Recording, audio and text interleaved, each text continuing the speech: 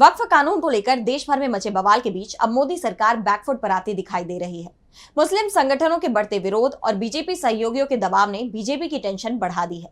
इसी के चलते इस मामले को लेकर अब खुद बीजेपी सरकारों ने सुप्रीम कोर्ट का दरवाजा खटखटा दिया है। तो आखिर क्या है पूरा मामला, जानने के लिए देखिए ये रिपोर्ट।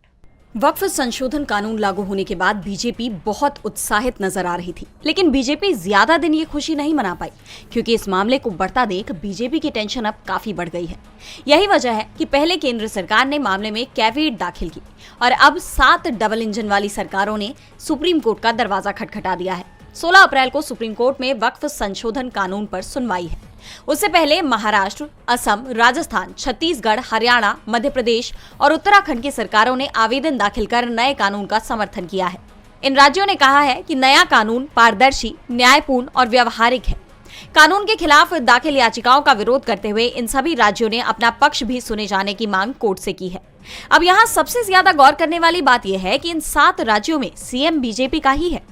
जिन राज्यों में सीएम बीजेपी के सहयोगी दल का है, वहां की सरकारों ने वक्फ कानून के समर्थन में सुप्रीम कोर्ट में कोई याचिका नहीं लगाई है। वक्फ के समर्थन में दायर याचिकाओं को लेकर यह भी कहा जा रहा है कि सीजेआई संजीव खन्ना की बेंच इस पर रोक न लगा दे। इसी के चलते इतनी बड़ी संख्या में बीजेपी की सरकार सुप्रीम कोर्ट पहुंची है, जिससे सुनवाई की प्रक्रिया को लंबे समय तक टाला जा सके।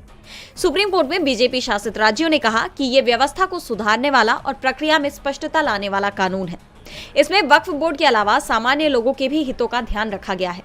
ये कानून किसी से भेदभाव नहीं करता, लेकिन बीजेपी शासित राज्यों से इस तरह की याचिकाएं लगने से चर्चाओं का बाजार गर्मा गया है। दावा किया जा रहा है कि बीजेपी डरी हुई है, क्योंकि उसके सहयोगी अब इस कानून पर साथ खड़े नहीं हो रहे। यही वजह रही कि आंध्र प्रदेश, बिहार, इन राज्यों से याचिका नहीं लगाई गई। यही नहीं, जिस तरह से सुप्रीम कोर्ट केंद्र सरकार के खिलाफ सख्त रुख अपना रहा है, उसके बाद से तो बीजेपी का डर और बढ़ गया है। अब सभी की निगाहें सुप्रीम कोर्ट पर है। देखना होगा कि सुनवाई के दौरान क्या होता है।